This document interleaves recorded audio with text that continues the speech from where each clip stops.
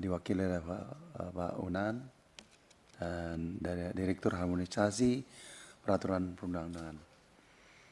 Pak Ketua dan Bapak Ibu sekalian, tentu kita panjatkan puji syukur pada Tuhan Yang Maha Esa dan kita mengucapkan terima kasih atas apa yang diberikan kesempatan pada kami untuk pelaksanaan protokol ke-12 komitmen jasa angkutan udara dalam persetujuan kerangka ASEAN di bidang jasa.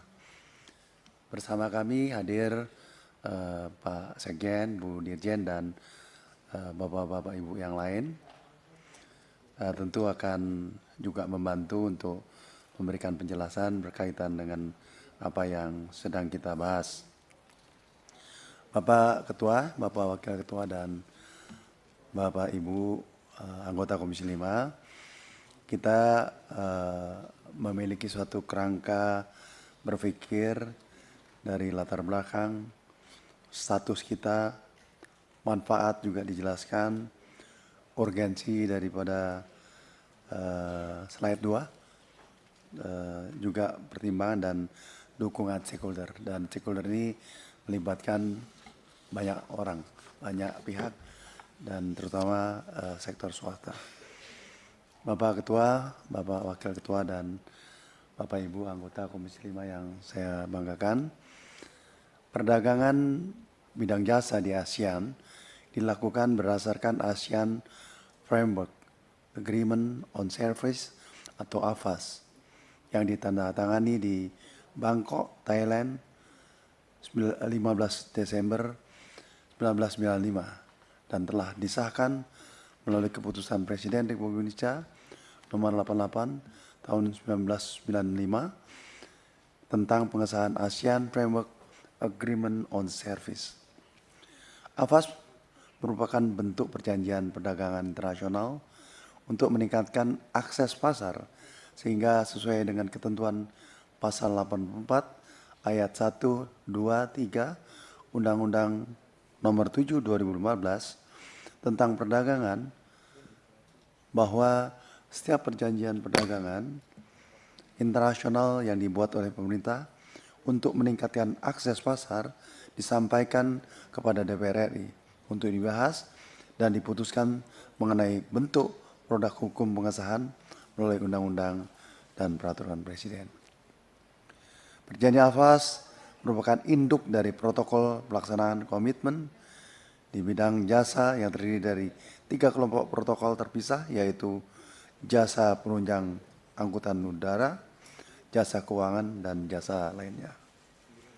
Protokol paket ke-12 bidang jasa penunjang angkutan udara bertujuan untuk saling memberi peluang investasi dan lapangan kerja pada kegiatan jasa penunjang angkutan udara. Namun protokol jasa penunjang angkutan udara ini dilakukan secara bertahap dan tetap menjaga kepentingan nasional melalui pengaturan persyaratan investasi dan kriteria tenaga kerja asing yang digunakan. Terdapat 13 subsektor bidang jasa penunjang angkutan udara yang dibuka secara bertahap berdasarkan kesiapan masing-masing. Yang pertama adalah aircraft repair and maintenance, yang kedua selling and marketing air transport service, lalu computer reservation system service, lalu aircraft leasing without crew, lalu aircraft leasing with crew, lalu air freight forwarding service, cargo handling, aircraft catering system, refueling service, aircraft land maintenance, ram handling, baggage handling, dan passenger handling.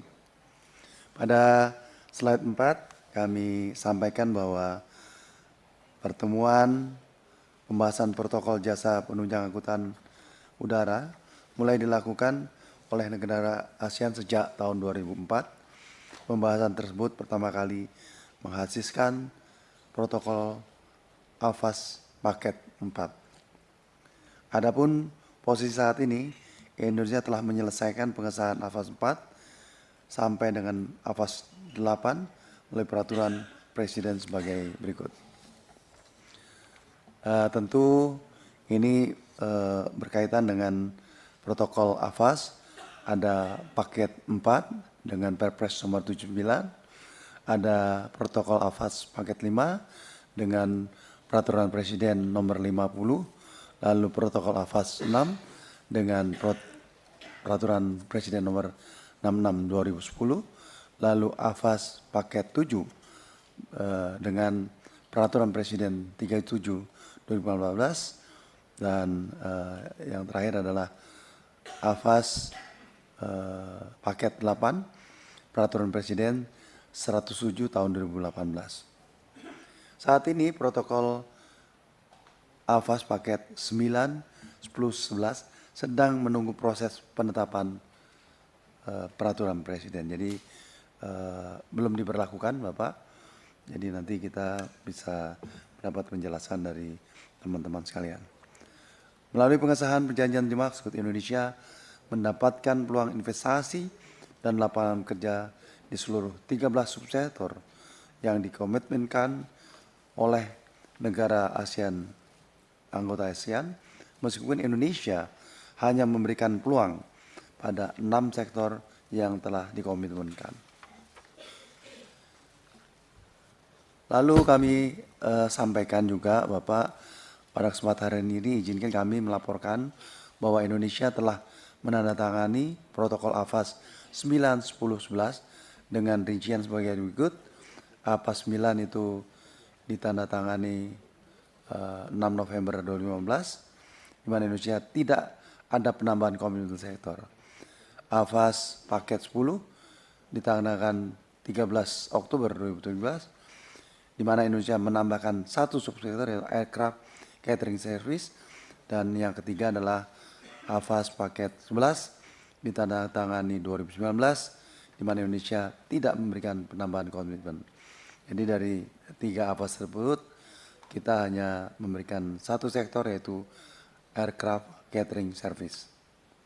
Dengan demikian secara keseluruhan Indonesia telah mengakomodir 6 sektor jasa penunjang angkutan udara berdasarkan rapat Komisi 5 dengan Menteri Perhubungan pada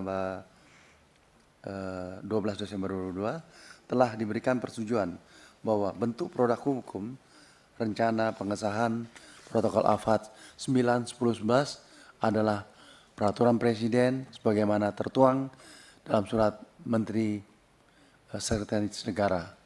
Dapat pula disampaikan bahwa saat ini ketiga protokol tersebut telah mendapat paraf dari Menteri terkait, sedang menunggu penetapan dari Bapak Presiden. Pada slide 6 kami laporkan bahwa telah ditandatangani protokol paket 12 tanggal 17 Oktober. Lalu saat ini paket 12 belum berlaku karena protokol tersebut akan berlaku setelah 7 negara menyampaikan instrumen ratifikasi kepada Sekretaris Jenderal ASEAN dan akan berlaku di antara negara yang telah diratifikasi. Saat ini protokol tersebut baru diratifikasi 4 negara, yaitu Laos, Malaysia, Singapura, dan Vietnam.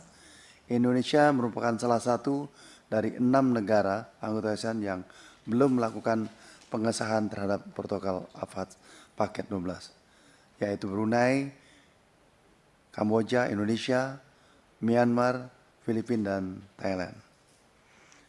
Pada paket 12 ini Indonesia tidak melakukan penambahan komitmen dan tetap 6 sektor sesuai dengan komitmen AFAS paket sebelumnya.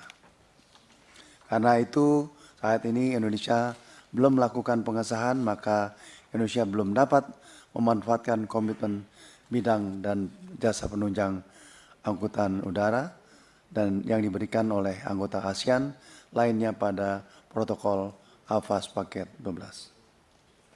Bapak Ketua, Bapak Wakil Ketua, dan para anggota Komisi 5 dan perwakilan dari kementerian. Selanjutnya izinkan kami menyampaikan Protokol AFAS mencakup 4 moda.